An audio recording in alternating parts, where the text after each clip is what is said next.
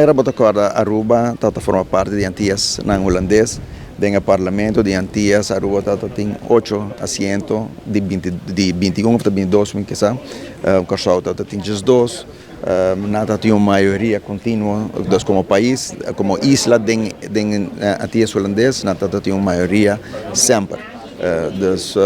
Em respeito com o partido, para o conjunto como Curaçao, nada tem uma maioria.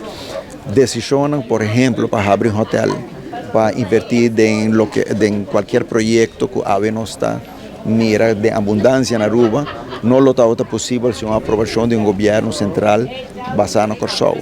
Que nunca chega, se nós agora nós estamos uma isla não mais desenvolvida com o Curaçao. E a nosso país, nosso GDP está mais grande que o de Curaçao.